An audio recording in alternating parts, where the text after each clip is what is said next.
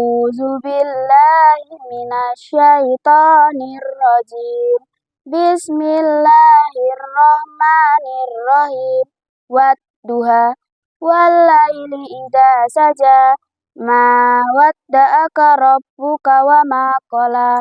Walal akhiratu khairul laka minal ula. Walasawfa yu'tika rabbuka fatarda. Alam yajidka yatiman fa'awa. Wa wajadaka dhalan fahada. Wa wajadaka ailan fa'agna. Fa'ammal yatima fala takhar. Fa'amma sa'ila fala tanhar. Wa amma binikmati rabbika fahaddis. Shadaqallahul azim.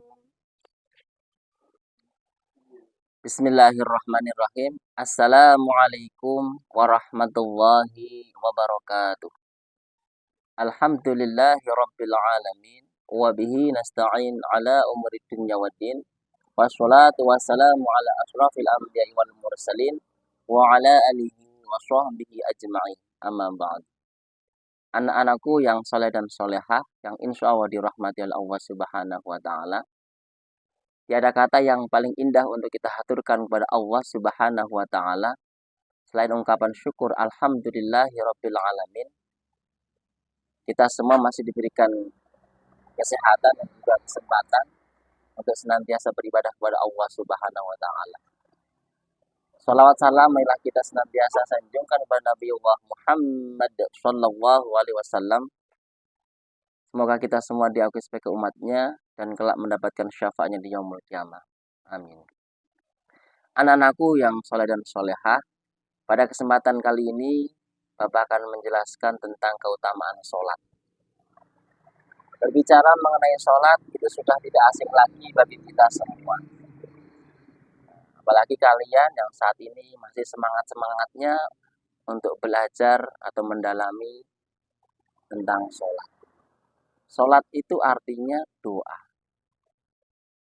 Jadi kita sebagai seorang muslim jangan sampai meninggalkan sholat. Karena sholat itu hukumnya wajib. Sebagaimana firman Allah. A'udzu billahi minasyaitonir rajim. Bismillahirrahmanirrahim. Wa aqimus sholata wa atuz zakata warka'u ma'ar raki'in. Shadaqallahul azim. Yang artinya, dan dirikanlah sholat, tunaikanlah zakat, dan rukulah bersama orang-orang yang rukun. Anak-anakku yang soleh solehah, paling tidak ada 5 keutamaan sholat. Yang pertama, sholat itu adalah merupakan sarana komunikasi kita kepada Allah subhanahu wa ta'ala. Jadi kalau anak-anak ingin komunikasi, ngobrol, sharing dengan Allah subhanahu wa ta'ala, maka caranya dengan melaksanakan ibadah sholat. Dengan sholatlah kalian semua bisa mencurahkan isi hati kalian langsung kepada Allah subhanahu wa ta'ala. Terutama ketika kalian pas sujud. Pada sujud, maka disitulah momen yang paling intim seorang hamba kepada Tuhannya, Allah subhanahu wa ta'ala, untuk mencurahkan isi hatinya. Anak-anakku yang soleh dan solehah, keutamaan yang kedua adalah sholat merupakan tolak ukur amal seseorang. Jadi jika kalian ingin mengetahui seseorang itu baik atau tidak, maka salah satu tolak ukurnya adalah sholat. Jika seseorang sudah rutin melaksanakan sholat, maka secara tidak langsung dia termasuk orang yang baik. Karena dengan sholat, seseorang akan lebih mawas diri dalam berbuat dan bertindak. Anak-anakku yang soleh dan solehah, keutamaan yang ketiga adalah sholat itu adalah tiang agama. Sebagaimana hadis Rasul, as-sholatu imaduddin, faman aqomaha faqad aqomadin, wa man tarokaha faqad hadamadin. Yang artinya, barang siapa menegakkan sholat, berarti ia telah menegakkan agamanya. Dan barang siapa yang meninggalkan sholat, berarti ia telah merobohkan agamanya. Al-hadis. Dari hadis tersebut anak-anakku semuanya, Itu jelas bahwa Rasul berpesan kepada kita semuanya agar umat Islam jangan sampai meninggalkan sholat. Anak-anakku yang soleh dan solehah, keutamaan sholat yang keempat adalah sholat itu sebagai pintu surga. Sebagaimana hadis Rasul, miftahul jannati as-sholah.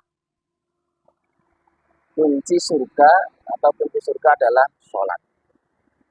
Jadi jika kita ingin masuk surga, maka jangan pernah meninggalkan sholat.